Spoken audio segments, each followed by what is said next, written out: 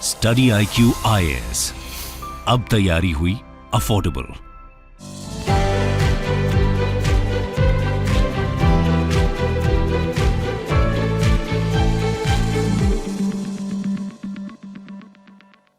नमस्कार दोस्तों, जैसा कि हम सबको पता है कि जो चाइना है वो इंडिया, भारत के जितने भी नेबरिंग कंट्रीज हैं उसको अपने अंडर में, इन्फ्लुएंस में लेने की कोशिश कर रहा है। अब देखो, पाकिस्तान के साथ तो हम कुछ कर नहीं सकते, यहाँ पर जो भी इन्वेस्टमेंट करना है चाइना को वो करता रहेगा, लेकिन बाकी के जो नेबरिंग कंट्रीज हैं, चाहे भूटान हो गया, नेपाल हो गया, बांग्लादेश हो गया, यहां पर हम उनको चाइना के गिरफ्त में आने से बचा सकते हैं। और इसी की वजह से भारत को कई सारे स्टेप लेने पड़ रहे हैं। और आप देखोगे लेटेस्ट यहां पर भारत ने 2 इंडियन पोर्ट्स, जी हां 2 इंडियन पोर्ट्स में अभी आपको वीडियो में बताऊंगा कौन कौन से, उसका ग्रांट दे दिया है, मतलब कि उसको एक्सेस कर सकता है नेपाल।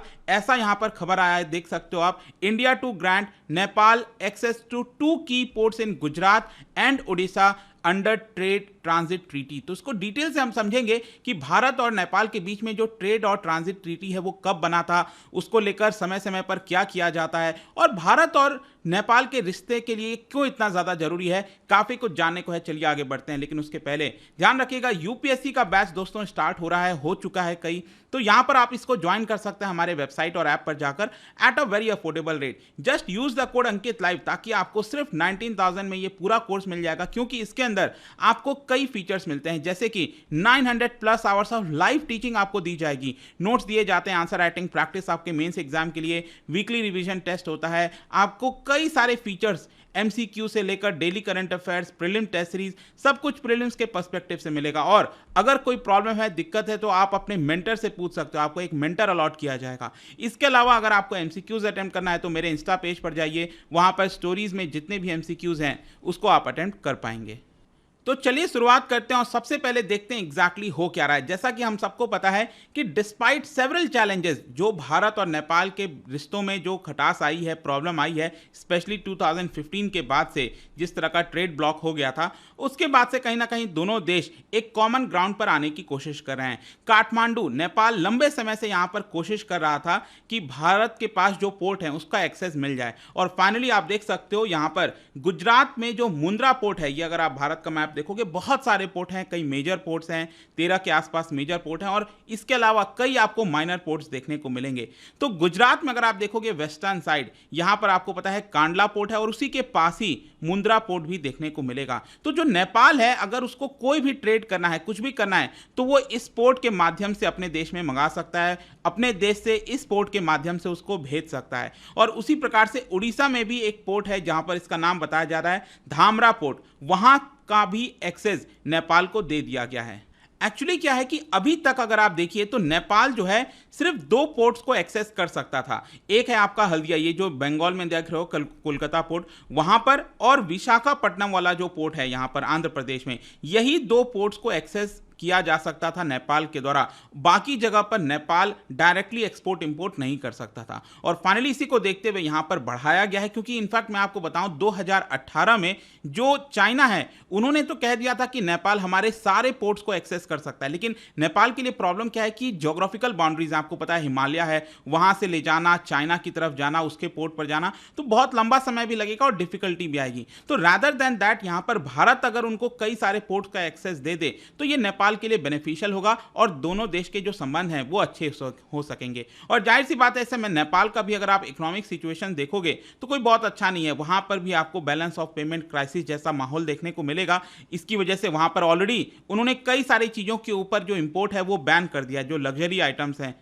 तो कुछ हद तक आप कह सकते हो कि अब जो नेपाल है वो अपने गुड्स को और ज्यादा कंट्रीज में अगर भेजना चाहे तो भेज सकता है, इंपोर्ट्स के माध्यम से। अगर वो साउथ ईस्ट एशिया हो गया या फिर सेंट्रल एशिया हो गया, वहां पर भेजना चाहता है तो भेज सकता है, और यहां पर जो डॉलर्स है वो अपने देश में मंगा सकता है। देखिए, ये जो डिमांड है ना, ये जो पोर्ट्स एक्सेस की, ये काफी लंबे समय से नेपाल के द्वारा कही जा रही थी, कई दशक हो चुके हैं। इनफैक्ट मैं आपको बताऊं तो 1960 में ये ट्रीटी साइन किया गया था, the treaty of trade and transit, ठीक है, और इसके माध्यम से कौन सा पोर्ट एक्सेस होगा नहीं होगा वो सब कुछ गवर्न किया जाता था।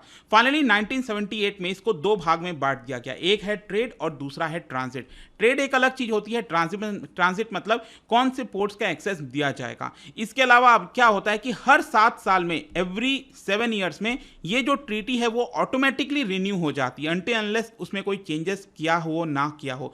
लास्ट टाइम ये जो ट्रीटी रिवाइज की गई थी वो हुआ था 2016 में। तो आपको जैसे कि पता है कि 2016 में ऑलरेडी हुआ था, तो हर 7 साल में इसको रिवाइज किया जाता है। तो डेफिनेट सी बात है कि 1 साल के अंदर वापस से ये ट्रीटी को कहीं ना कहीं रिवाइज किया जाएगा और नेपाल को जो 2 पोर्ट का एक्सेस है, उड़ीसा के अंदर धामरा पोर्ट और मुंद्रा पोर्ट, उसका एक्सेस अब नेपाल को मिल जाएगा।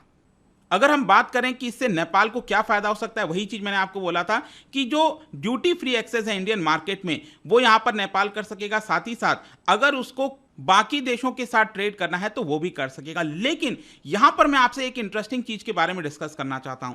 ये जो ट्रीटी साइन की गई थी, ये जो 1960 वाला ट्रीटी है, फिर 1978 और हर 7 साल में ये रिन्यू होता रहता है, इससे नेपाल को क्या फायदा होता है? देखो, भारत क्या करता है कि नेपाल को यूनिलैटरल ड्यूटी फ्री एक्सेस देता है। मान लो नेपाल के पास कोई गुड्स है, कोई चीज है जो एक्सपोर्ट करना चाहता है, तो भारत कहता है कि चलो आप भारत के अंदर एक्सपोर्ट कर दो, हम आपके ऊपर कोई टैरिफ नहीं लगाएंगे। मान लो वही गुड्स अगर चाइना से आ रहा है, यूएस से आ रहा है, कहीं दूसरी जगह से आ रहा है, तो हम उसके ऊपर टैरिफ लगा देते हैं, 10%, 15% कस्टम ड्यूटी लग जाता है, तो जिसकी वजह से वो गुड्स महंगा हो जाता है। लेकिन नेपाल को मदद करने के लिए भारत क्या करता है, हमने नॉन टैरिफ कर, मतलब कि कोई भी टैरिफ हम नहीं लगाते हैं, नेपाल जो चाहे गुड्स को भारत में भेज देता है। लेकिन प्रॉब्लम यहां पर क्या है, नेपाल का कहना है कि हम टैरिफ नहीं लगाते हैं लेकिन कई सारे नॉन टैरिफ बैरियर लगा देते हैं, जिसकी वजह से जो नेपाल का गुड्स है वो भारत में नहीं आ पाता।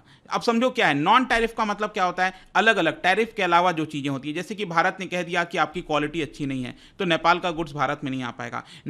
भारत ने कह दिया कि आप 100 से ज्यादा पीस नहीं भेज सकते, तो यहां पर एक प्रकार से नॉन टैरिफ बैरियर लगा दिया। उसी प्रकार से डॉक्यूमेंटेशन होता है, डॉक्यूमेंटेशन इतना लंबा कर दो, इतना कठिन कर दो कि नेपाल उसको कर ही ना पाए। इसकी वजह से क्या हुआ, हमने फिर से बैरियर लगा दिया। तो नेपाल भारत के ऊपर आरोप यह लगाता है कि हम कई सारे नॉन टैरिफ बैरियर लगा देते हैं, जिसकी वजह से नेपाल के गुड्स भारत में नहीं आ पाते। तो क्वेश्चन यह है कि नेपाल क्या चाहता है। देखो, 2016 से ही नेपाल चाहता था कि ये जो ट्रीटी है उसको अपग्रेड किया जाए, उसमें बेहतरी की जाए, ताकि यहां पर जितनी भी चीजें आती हैं, गुड्स आती हैं, सर्विसेज आती हैं, वो यहां पर इंक्लूड किया जा सके। इनफैक्ट 2020 में भी आप देख सकते हो, यहां पर जो India Nepal inter governmental committee है, जो कि हाईएस्ट मैकेनिज्म है, बॉडी है जो कि तय करती है कि क्या होना चाहिए, नहीं होना चाहिए, इसमें यहां पर डिसाइड किया गया था कि जो ट्रीटी है उसको अमेंड किया जाएगा और इसके तहत कई सारी चीज़ों की जो मूवमेंट है वो फ्री की जाएगी, लोग एक्सेस कर सकेंगे। और यहाँ पर जो इंडियन रेलवे के द्वारा कार्गो भेजा जाता है रेलवे के माध्यम से, उसको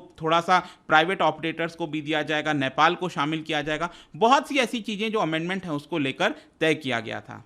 और फाइनली आप कह सकते हो कि अब यहां पर चीजें जो हैं वो धीरे धीरे इंप्लीमेंट हो रही हैं। लेकिन ये जो चीज हुआ है ना, ये जो 2 इंडियन पोर्ट्स का एक्सेस मिला है, इसका सिग्निफिकेंस क्या है? देखो, अभी तक मैंने आपको बताया कि सिर्फ कोलकाता और विशाखापट्टनम, यही 2 पोर्ट का एक्सेस जो है वो नेपाल को दिया गया था। अब यहां पर फर्दर किया जा रहा है। कई सारे जो एक्सपर्ट्स हैं, जैसे कि यहां पर जो fellow at centre for social and economic progress हैं, इनके जो एक्सपर्ट हैं उनका यह मानना है कि भारत और नेपाल का जो रिलेशनशिप है वो अब धीरे धीरे मैच्योर होता जा रहा है। 1990s में क्या होता था कि भारत इसका फायदा उठाने की कोशिश करता था, मतलब कि अभी तक ऐसा परसेप्शन आप कह लो या फिर जो भी है, 1990s तक होता बेसिकली ये था कि भारत जो जैसे चाहे नेपाल के अंदर करवा लेता था, पॉलिटिकल सिचुएशन में कोई चेंजेस कराना है करा लेता था। लेकिन अब चीजें बदल गई हैं। अब कहीं ना कहीं भारत को भी ये चीज डर है कि चाइना जो है वो काफी करीब आता जा रहा है। नेपाल को भी लग रहा है ना कि अगर भारत हमारा फायदा उठा रहा है तो हम चाइना की तरफ जाएंगे। और इसकी वजह से अब क्या हुआ है कि अब भारत एक्सेप्ट करता है डिमांड नेपाल की। पहले नेपाल जो है वो भारत के जो डिमांड्स है उसको एक्सेप्ट कर लेता था इजिली, लेकिन अब वो चीजें आपको देखने को नहीं मिलेगी। तो इसी की वजह से अब ये जो पूरा सिचुएशन है, ट्रेड है, काफी सारी चीजें हैं, वो अब चेंज होती जा रही हैं। इनफैक्ट मैं आपको एक और इंटरेस्टिंग चीज बताता हूं। रंजीत रे, जो कि इंडिया के एम्बेसडर थे नेपाल के अंदर, ठीक है, उनके द्वारा बोला गया था कि जिस तरीके से ओपन स्काईज पॉलिसी होती है उसी प्रकार से भारत को ओपन पोर्ट पॉलिसी लानी चाहिए, जैसे बांग्लादेश के लिए, भूटान के लिए, नेपाल के लिए, कि अगर ये जो देश हैं, भारत के जो पड़ोसी देश हैं जिनके साथ संबंध अच्छे हैं, वो लोग भारत का कोई भी पोर्ट इस्तेमाल कर सकते हैं। भारत में जितने भी पोर्ट हैं उसका इस्तेमाल कर सकते हैं। अब जाहिर सी बात है उसके लिए आपको इंफ्रास्ट्रक्चर वगैरह बनाना पड़ेगा, लेकिन अगर हम जियोपॉलिटिकल स्ट्रैटेजी से देखें, स्ट्रैटेजिकली ये भारत के लिए काफ़ी बेनिफिशियल हो सकता है अगर हम ओपन पोर्ट पॉलिसी अपनाए जाएं। देखो अभी तक तो ये चीज़ हुआ नहीं है, लेकिन यहाँ पर जो फॉरेन एम्बेसडर हैं खुद भारत के नेपाल के अंदर जो थे, उनका ये कहना है। तो एक तो ये मुद्दा हो गया पोर्ट वाला। दूसरा यहां पर जो एक और चीज करी जाएगी वो है एग्रीकल्चर एक्सपोर्ट का मुद्दा। नेपाल का अगेन ये चीज कहना है कि हमारे पास कई सारे एग्रीकल्चर से रिलेटेड जो गुड्स होते हैं, स्पेशली टी, जो नेपाल है वो टी का प्रोडक्शन करता है, तो टी को वो एक्सपोर्ट करना चाहता है, लेकिन कई सारे प्रॉब्लम्स आ जाते हैं। जो नॉन टैरिफ मैंने बैरियर बोला था, जैसे डॉक्यूमेंटेशन प्रोसेस, सर्टिफिकेशन प्रोसेस हो गया, safeguarding the origin of the product, ये सब में प्रॉब्लम आती है। नेपाल का यहाँ पर ये कहना है कि हम जो टी यहाँ पर भेजते हैं उसको भारत के अंदर दार्जिलिंग टी के नाम से या फिर सिलोन टी के नाम से अलग अलग नाम से यहाँ पर बेचा जाता है मार्केट में, जिसकी वजह से नेपाल के जो फार्मर्स हैं उनको काफ़ी बड़ा नुकसान होता है। तो ऐसा नहीं होना चाहिए। तो ये वाला भी जो मुद्दा है वो आगे आने वाले समय में यहाँ पर जो नया एग्रीमेंट होगा, अमेंडमेंट होगा, उसके अंदर चीज़ों को शामिल किया जाएगा। फर्दर नेपाल का ये कहना है कि हम चाहते हैं कि यहाँ पर दोनों देश के बीच में जो ट्रैवलिंग है, हर एक चीज़ है वो फ्रीली हो सके, बिजनेसमैन, ट्रेडर्स आपस में अच्छे से ट्रेड कर सकें।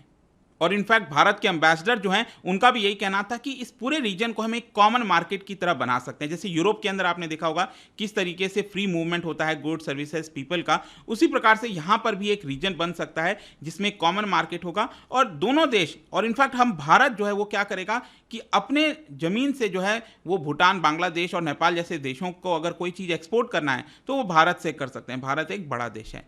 फाइनली यहाँ पर जाने से पहले एक और कंक्लूजन मैं आपको बता दूं कि नेपाल के अंदर इलेक्शन आने वाला है। 20 नवंबर को इलेक्शन है प्राइम मिनिस्टर पद के लिए। अब सोच, प्राइम मिनिस्टर पद मतलब वही जो हमारे यहाँ पर इलेक्शन होते हैं ना, लोकसभा के, वहाँ से जो चुनी जाती है सरकार। तो यहाँ पर क्या है कि अगेन भारत कंट्रोवर्सीज में आएगा, याद रखिएगा, क्योंकि एक तरफ केपी ओली फिर से वो खड़े होंगे।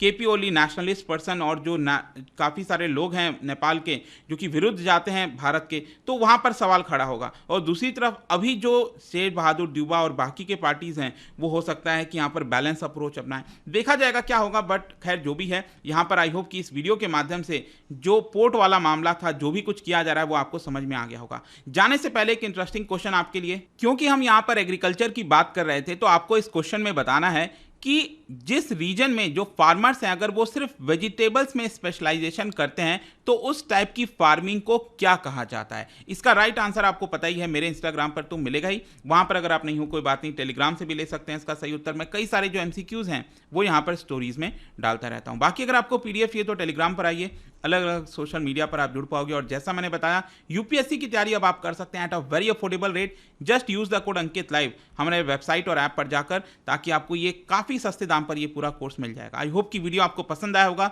मिलता हूं आपसे next time. Till then, thank you very much, see you soon. Study IQ IAS, अब तैयारी हुई अफोर्डेबल।